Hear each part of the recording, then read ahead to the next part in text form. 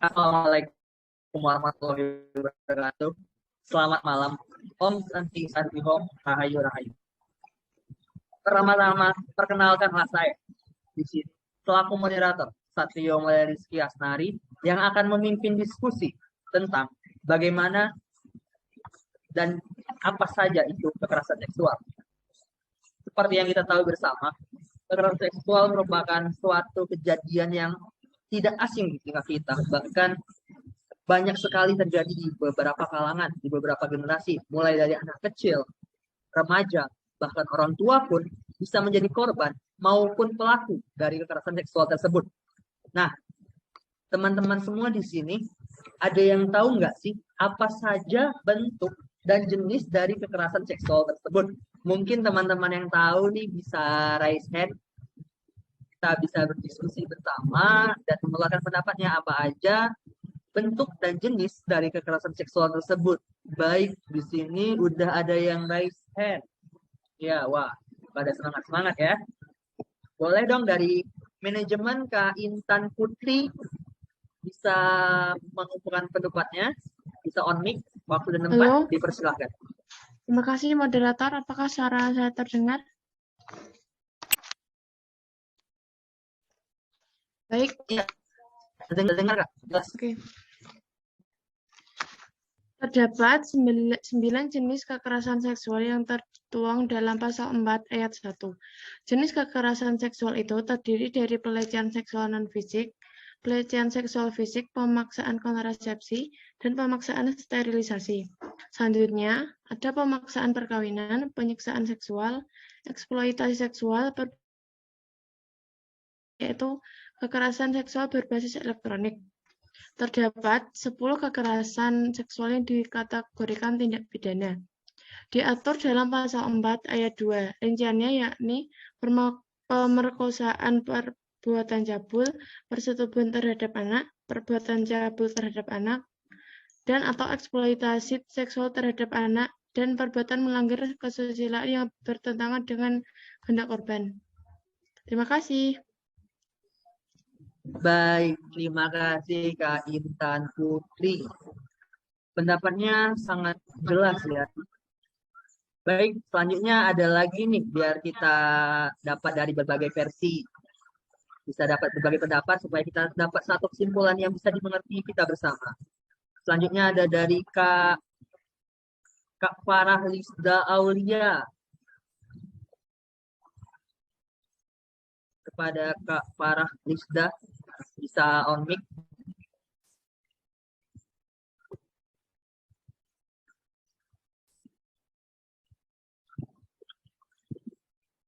Farah Lisda, Kak Farah. Oh, sepertinya Kak Farah Lisda terganggu jaringan. Baik, kita bisa ke selanjutnya. Kepada ada Kak Holi Satu Nisa. Boleh nggak? Waktu dan tempat dipersilakan.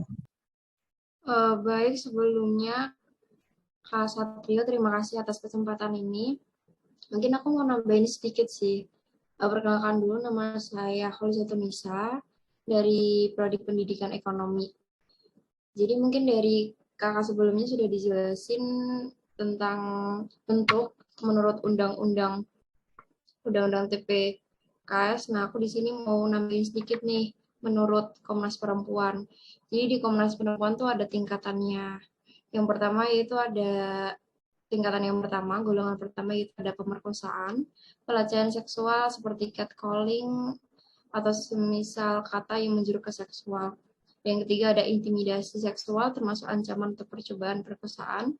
Dan yang keempat ada penyiksaan seksual. Yang kelima ada praktik tradisi penuaan seksual yang membahayakan atau mendiskriminasi perempuan. Selanjutnya yaitu ada tingkatan yang kedua, golongan yang kedua, yaitu ada prostitusi paksa, perbudakan seksual, eksploitasi seksual, perdagangan perempuan untuk tujuan seksual, penghukuman tidak manusiawi, dan bernuansa seksual. Tingkatan yang ketiga yaitu ada pemaksaan kontrasepsi dan sterilisasi, Yang kedua ada pemaksaan kehamilan.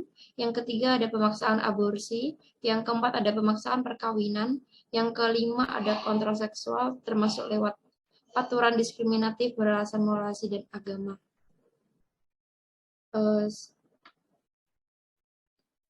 Baik, Sedikit. terima kasih kepada Kak Poli Satu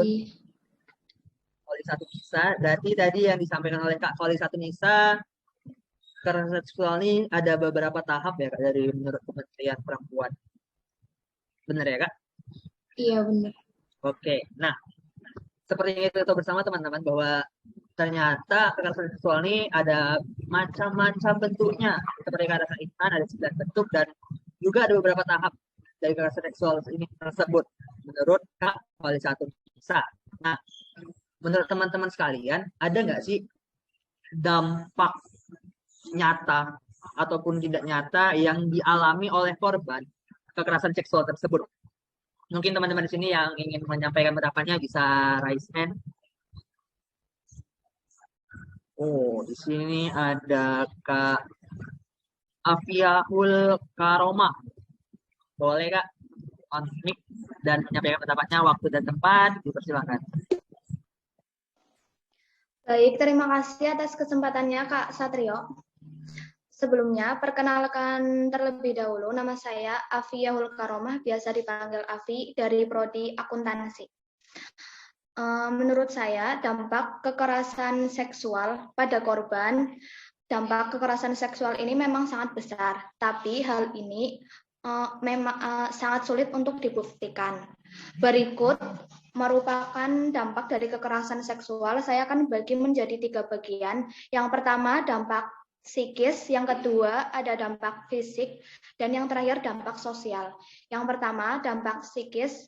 Dampak psikis dari kekerasan seksual pada korban itu diantaranya, yang pertama, korban menjadi mudah gelisah, cemas, dan panik. Biasanya yang terjadi setelah mengalami kekerasan seksual, korban jadi mudah panik, cemas, dan gelisah. Yang kedua, ada gangguan stres pasca trauma. Korban yang biasa mengalami pelecehan kekerasan seksual biasanya mengalami trauma berat yang menyebabkan gangguan pasca trauma. Kemudian yang ketiga, mengalami gangguan tidur dan kerap mimpi buruk. Yang keempat, suka menyakiti diri sendiri. Biasanya korban bisa sampai menyakiti diri sendiri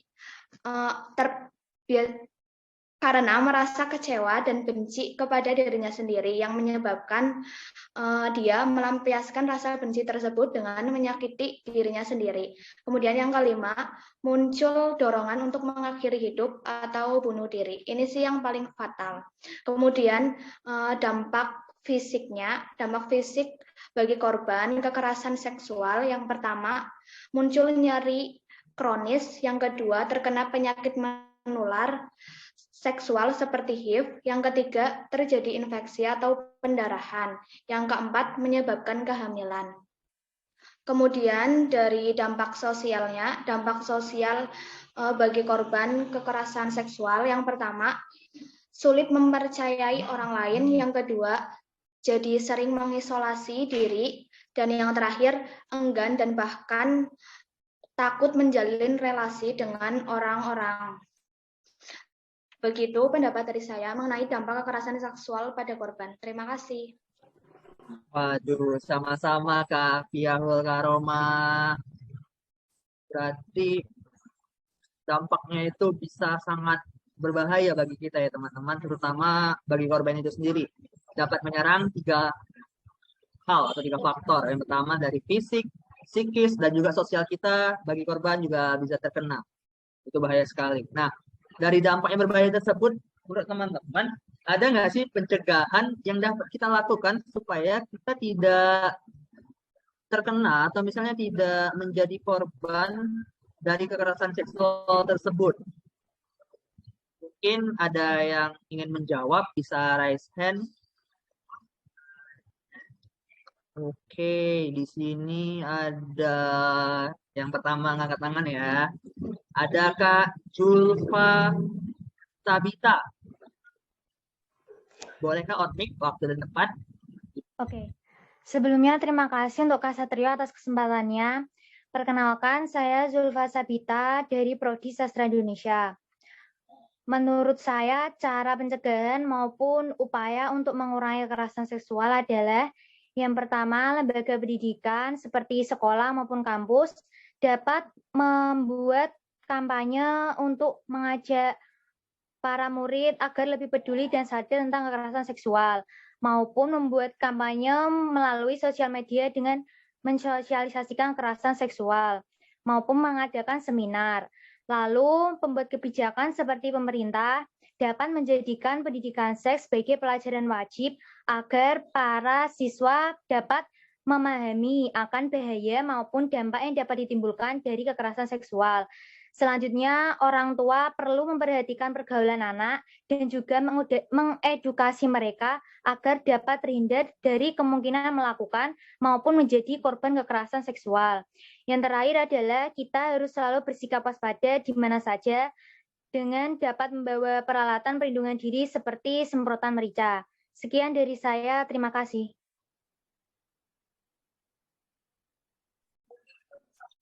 Baik, terima kasih kepada Kak Zulfa Sabita.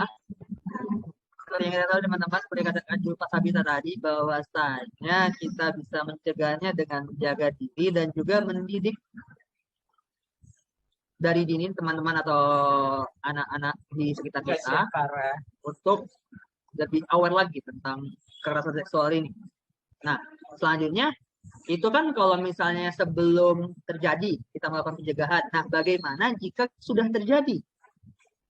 Adakah teman-teman yang ingin memberikan pendapatnya bagaimana solusi kita yang dapat dilakukan untuk kekerasan seksual ini? Mungkin bisa raise hand. Di sini ada, ada Kak Syafa Ersa Aulia. Boleh on mic, Kak? Halo, perkenalkan aku Syafa Ersa Aulia dari Prodi Bimbingan dan Konseling. Di sini akan menjelaskan tentang solusi tentang kekerasan seksual. Yang pertama, menghubungi pihak berwajib. Jika kamu sedang mengalami atau kamu Mohon maaf, Kak, suara Kakak kurang jelas. Bisa dijelas lagi sedikit. Solusi tentang kekerasan seksual. Yang pertama, menghubungi pihak berwajib. Jika kamu sedang mengalami atau kamu mendengar bukti adanya kekerasan dan pelecehan seksual, sebaiknya kamu segera hubungi pihak berwajib. Dengan ini, kamu dapat menyelamatkan diri dari kekerasan seksual terhadap perempuan. Selain itu, hal ini juga dapat dilakukan agar pelaku mendapatkan sanksi dan mendapatkan hukuman yang setara dengan apa yang dilakukannya kepada korban. Yang kedua, berani bersikap tegas. Kekerasan dan pelecehan seksual kerap terjadi di tempat umum, sehingga kamu harus lebih waspada dan berjaga-jaga. Jika hal ini terjadi padamu ketika kamu sedang menggunakan transportasi umum, yang mana hal ini sangat rawan terjadi, segeralah untuk menegur orangnya agar ia merasa dipermalukan dan pelaku tidak akan berani melakukannya lagi. Yang ketiga, dapatkan dukungan dari keluarga dan teman terdekat.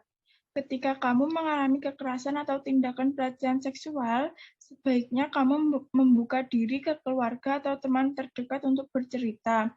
Bahkan dengan adanya hal ini, kamu dapat menjadi sukarelawan atau membuat komunitas untuk mencegah terjadinya kekerasan dan pelecehan seksual di sekitarmu. Ya, cukup dari saya. Baik, terima kasih Kak Syafa Ersa Aulia. Nah, teman-teman, tadi kan kita dengar pendapat solusi dari perempuan nih. Sekarang ada yang raise hand dari laki-laki. Ada Kak Rian Aryandani. Bisa on mic, Kak, menyampaikan pendapatnya, waktu dan tempat dipersilakan. Nah, sedikit menambahkan apa yang telah disampaikan oleh Syafa. Sebelumnya, perkenalkan dulu, nama saya Rian Aryandani dari Program Studi Teknologi Pendidikan. Seperti yang disampaikan oleh Syafa, saya sangat setuju sekali. namun saya akan menambahkan beberapa hal untuk mencegah terjadinya kekerasan seksual, yaitu hindari berpergian dengan orang yang baru kita kenali. Selain itu, cara lain yang dapat dilakukan adalah menghindari berpergian dengan orang yang baru kita kenali.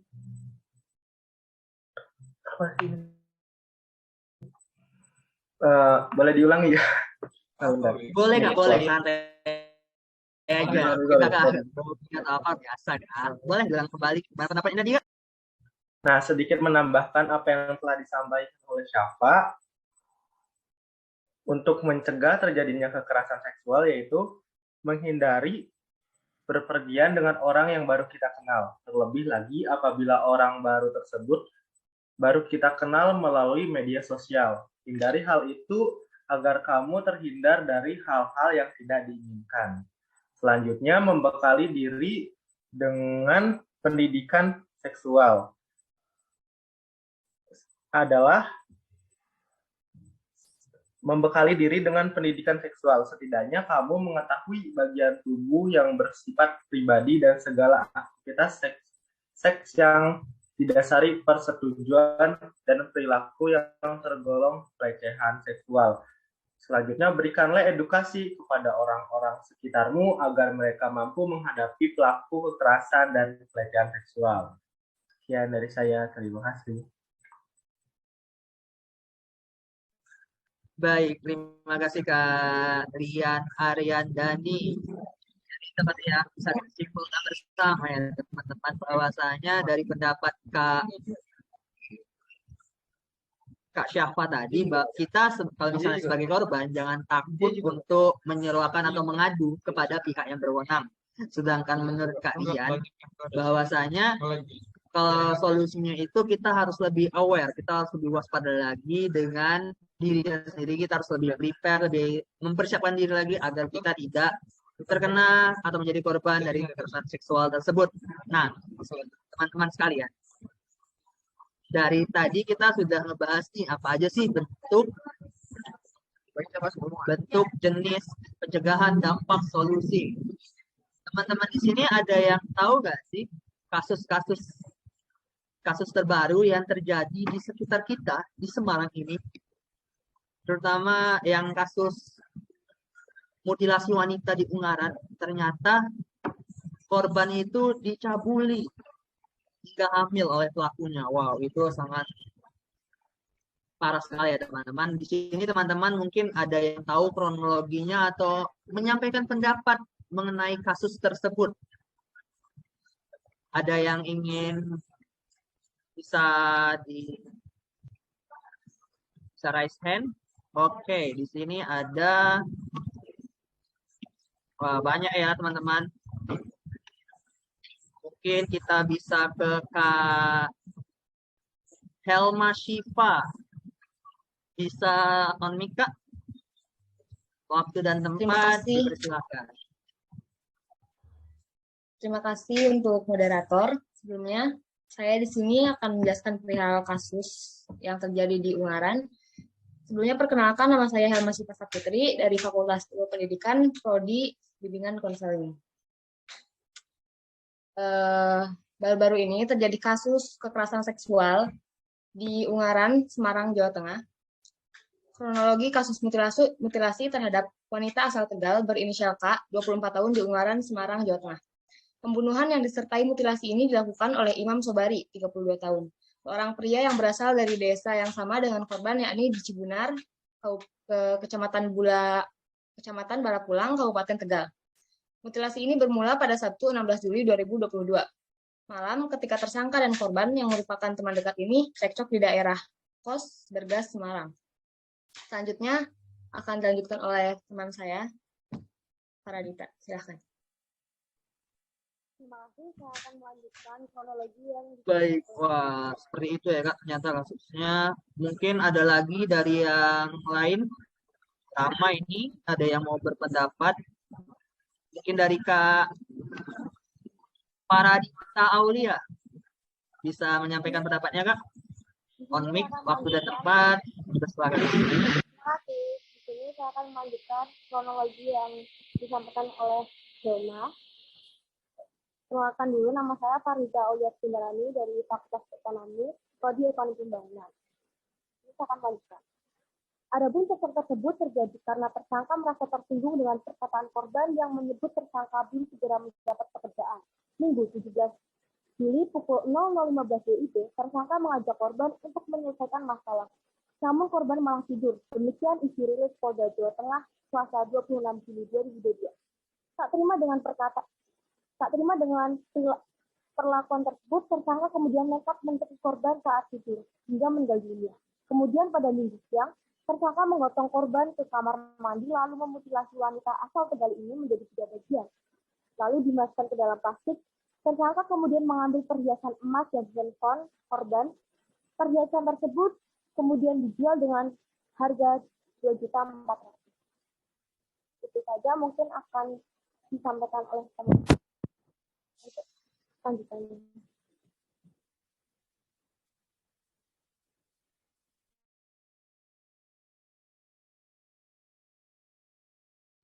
Baik, udah. Terima kasih kepada Kak Faradita.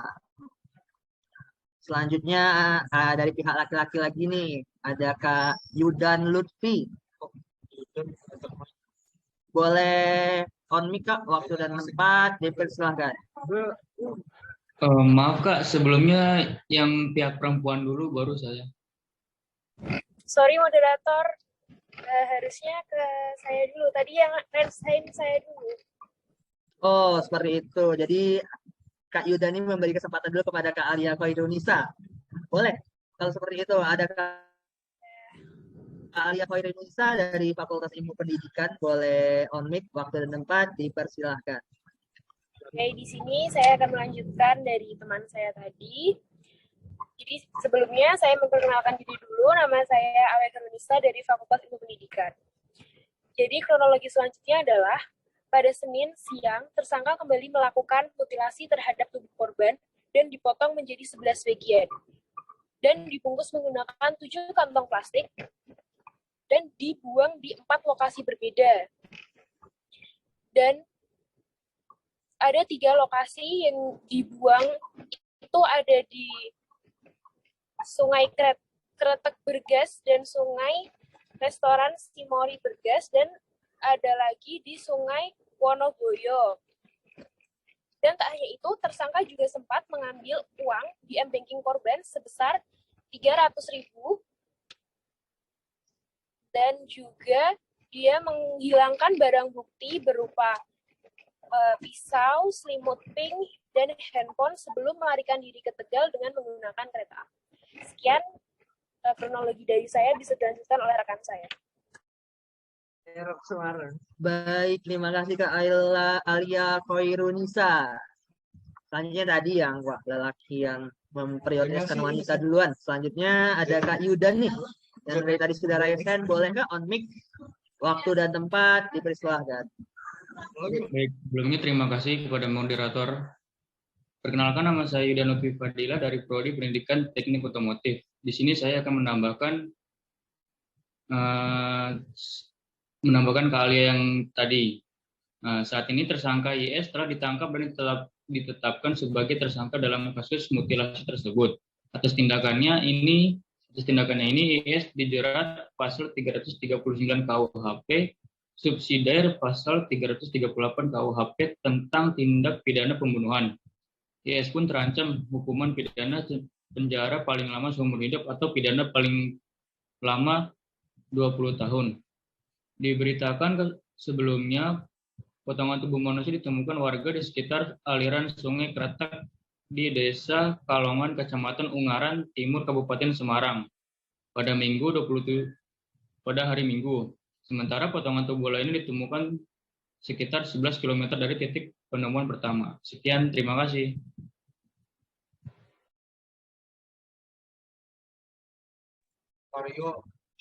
Baik, terima kasih Kak Yudan Lutfi. Itu dari kasus yang sekitar kita sayang sekali ya Kak, bisa terjadi di Semarang. Selanjutnya nih Kak, ada kasus kedua yang dimana ini tuh terjadi di instansi pemerintah. Bahkan di instansi pemerintah pun terjadinya pelecehan seksual, ya, di mana kasus baru-baru ini, Kak, mungkin Kakak ada yang tahu gimana kronologinya, kasus tentang perundungan terhadap pegawai KPI. Ini sempat viral kali, Kak, di Twitter. Mungkin Kakak, teman-teman sekalian di sini ada yang ingin menyampaikan kronologi ataupun pendapatnya mengenai kasus ini. Bisa raise hand, Kak? Oke, di sini ada yang rambutnya sangat keren. Ada Kak Yasiru Kisawalu. Boleh Kak, on mic, waktu dan tempat dipersilahkan. Oke, terima kasih atas kesempatannya Kak Satrio. Saya akan sedikit menambahkan di sini. Korban membuat surat terbuka di publik tentang bullying dan pelecehan seksual oleh 8 atasannya di KPI pada Agustus 2021. Kejadian sejak 2011, pelaku sudah berulang kali melecehkan, memukul, memaki, dan merundung tanpa bisa dilawan. Pada 2015, pelaku beramai-ramai memegangi kepala, tangan, kaki korban, menelanjangi, memiting, dan melecehkan korban dengan mencoret-coret buah zakarnya dengan spidol. Setelah kejadian tersebut, korban mendapat trauma dan depresi. Korban menyatakan bahwa dirinya merasa tidak memiliki harga diri lagi sebagai manusia, pria, suami, dan kepala rumah tangga. Pada 2017, korban juga sudah melapor ke Komnas HAM, namun justru diarahkan untuk melapor ke kepolisian karena kasusnya sudah masuk tindak pidana. Sedikit dari saya. Sekian, terima kasih. Baik, terima kasih Kak Yasiru. Wow, kasusnya ini baru pertama saya pendapat Kak Yasiru ini sudah sangat berbeda ya Kak. Oke, sebelum itu saya ingin tahu lagi, mungkin ada pendapat lagi dari kakak yang lain, ada dari Kak Dea Vanita. Boleh Kak, on mic, waktu dan tempat.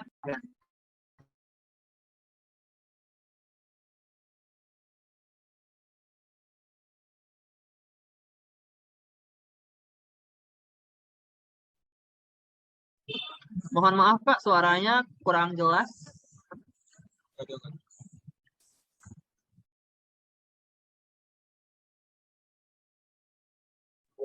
Belum ada Kak.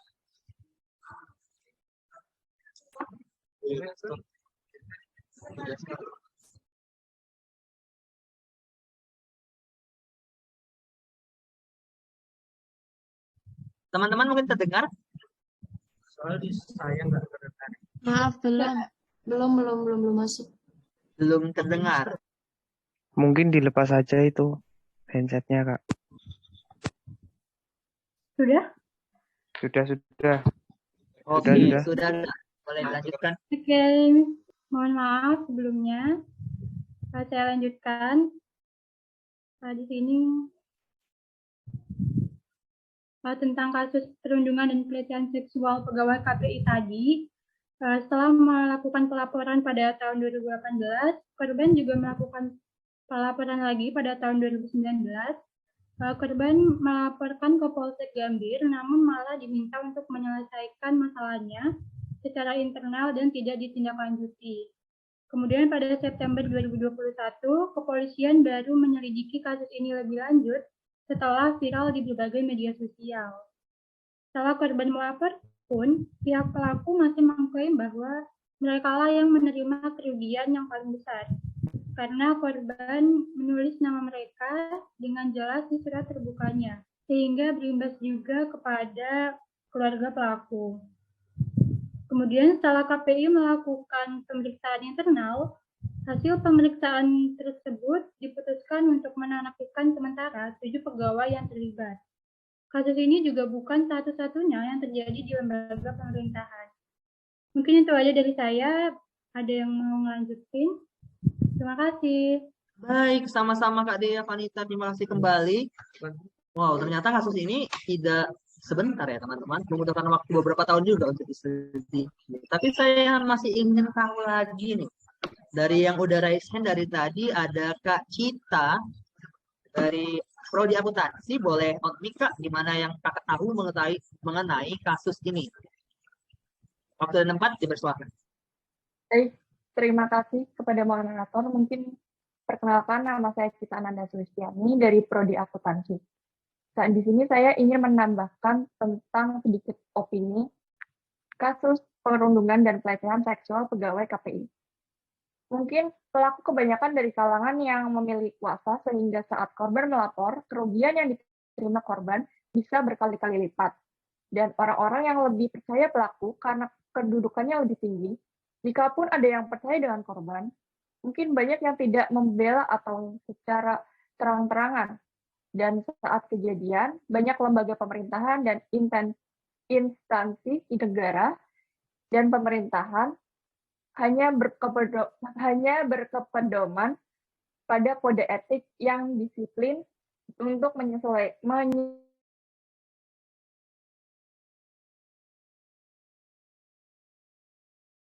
disahkan Mei kemarin. Jika ada kasus yang terjadi, baik itu yang sudah dilaporkan atau yang belum, diharapkan kepolisian bisa lebih tegas dalam menanganinya. Mungkin dari opini saya, terima kasih. Oke, benar. Saya juga setuju dengan pendapat dari Kak Cita Ananda bahwa polisi itu harus lebih tegas lagi.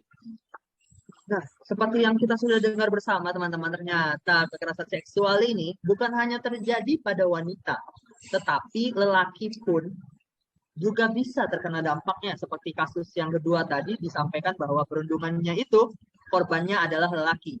Bahkan lebih ekstrim lagi, pada kasus pertama, korbannya itu bukan masih hidup lagi, malahan sudah dimutilasi dan dicabuli juga.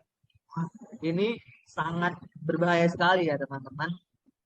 Ada nggak sih menurut teman-teman semua, kekerasan seksual ini atau kasus ini dinaungi oleh pemerintah nggak? Atau ada nggak sih undang-undang mengenai kekerasan seksual ini? Mungkin dari teman-teman ada yang tahu perundang-undangan mengenai kekerasan seksual sehingga para korban ini bisa dilindungi oleh negara. Yang tahu mungkin bisa di raise hand teman-teman, bisa raise hand, merupakan pendapatnya tentang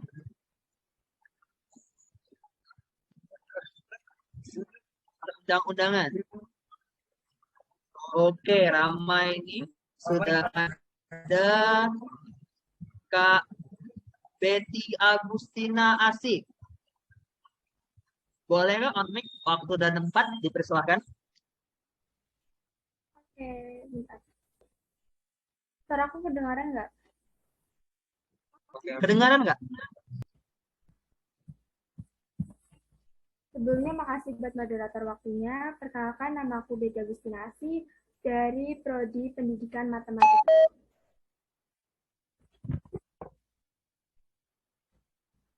Jadi, suaraku terdengar? Mohon maaf, Pak. Terdengar nggak suaranya? Oh iya, terdengar. Jelas. Aku ulang ya, tadi kayaknya nggak jelas juga. Perkenalkan, nama aku Betty Agustina Asik dari Prodi Pendidikan Matematika. Jadi untuk moderator tadi tanya tentang peraturan yang ada di Indonesia. Ini aku ngambil satu peraturan.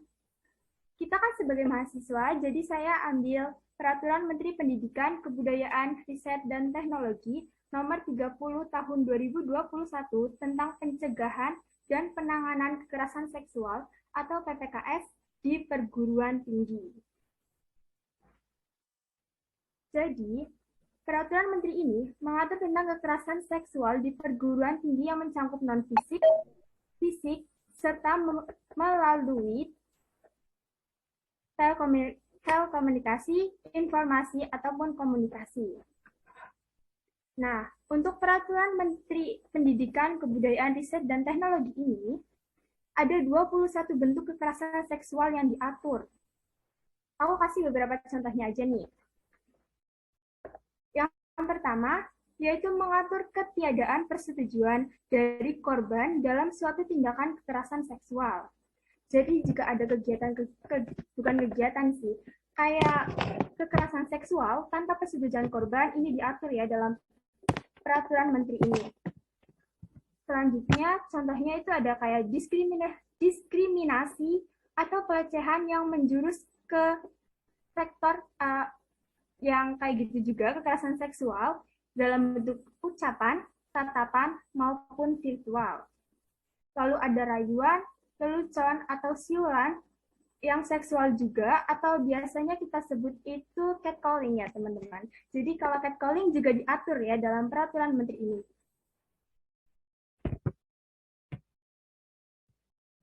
Lalu ada juga menatap korban dengan nuansa seksual dan atau bikin korban tidak nyaman, itu juga diatur. Jadi kalau kalian merasa tidak nyaman dengan tatapan seseorang yang mengarah ke seksual, kalian bisa lapor juga melalui peraturan menteri ini ya. Kalau sudah ada peraturannya, ada nggak sih sanksinya? Sanksinya ada. Dalam peraturan menteri ini, sanksinya ada 3, sanksi administratif ringan, sedang, dan juga berat. Untuk ringan, itu hanya berupa teguran tertulis atau pernyataan permohonan maaf secara tertulis yang dipublikasikan di internal kampus atau media massa. Jadi, otomatis satu kampus akan tahu kelakuan kalian ya, kalau misal melakukan kayak gitu. Untuk yang kedua, ada sanksi administrasi sedang. Sanksi administrasi sedang itu berupa pemberhentian sementara dari jabatan tanpa memperoleh hak jabatan. Kalau untuk mahasiswa, ada seperti skors, pencabutan beasiswa, atau pengurangan hak lainnya. Nah, ini untuk administrasi yang berat, untuk kekerasan seksual yang berat, sanksinya ada pemberhentian mahasiswa atau di drop out, atau pemberhentian tetap dari jabatan sebagai pendidik, tenaga kependidikan, atau warga kampus sesuai dengan ketentuan peraturan perundang-undangan dari perguruan tinggi yang bersangkutan. Itu sih peraturan dari Menteri Pendidikan, Kebudayaan, Riset, dan Teknologi, yaitu peraturan nomor 30 tahun 2021. Nah, kita kan kuliah di UNES nih.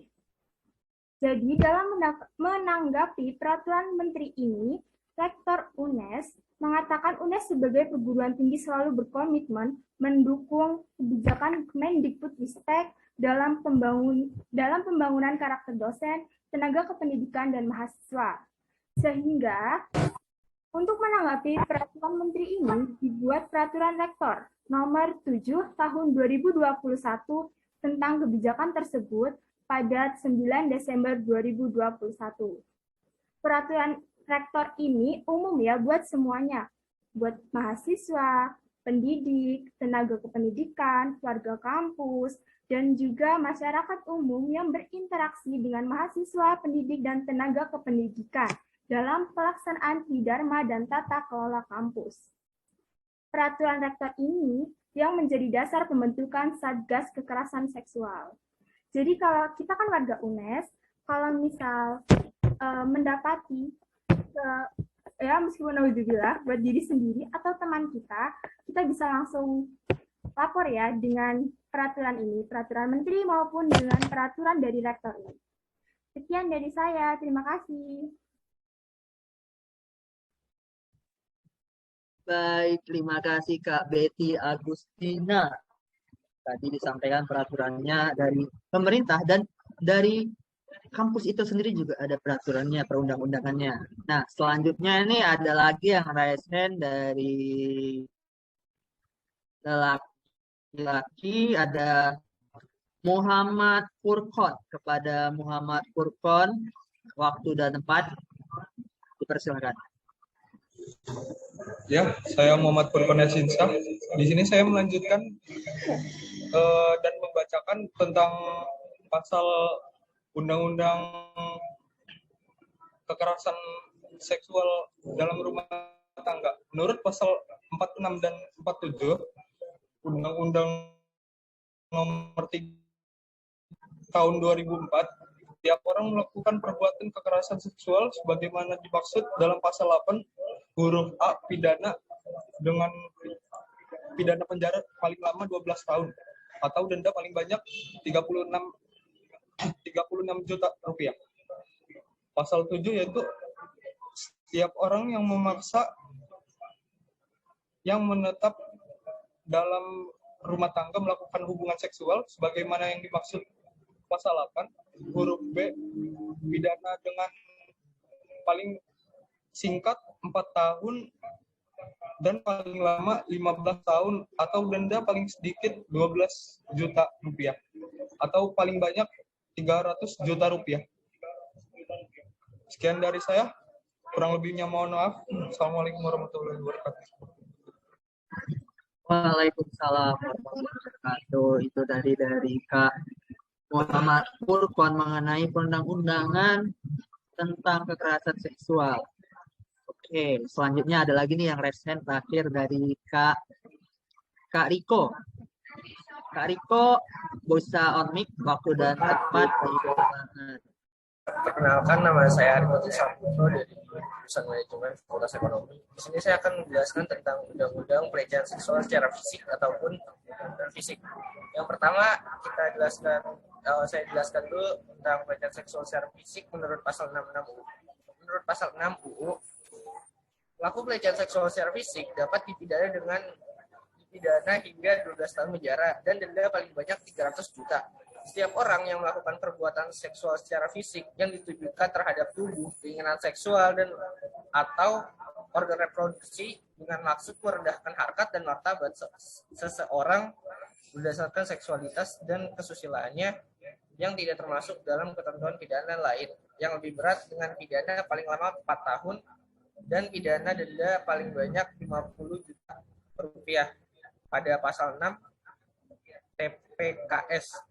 Selanjutnya, pada pasal 5 UU TPKS mengatur bahwa pelaku perbuatan seksual secara non-fisik dapat dipidana hingga 9 bulan penjara.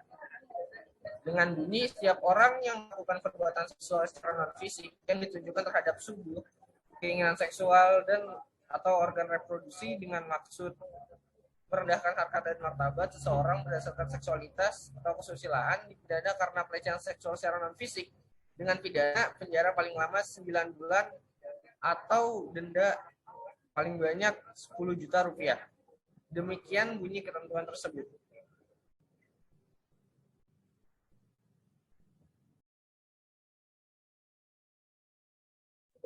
Baik, terima kasih Kak Riko. Wah, satu lagi nih ada juga yang angkat tangan dari Kak Niko Bagasworo. Boleh Kak konflik dan menyampaikan tentang undang-undang yang Kakak ketahui tentang kekerasan seksual? Iya Kak Sutrio, terima kasih untuk waktu dan tempatnya. Di sini perkenalkan, nama saya Niko Bagasworo.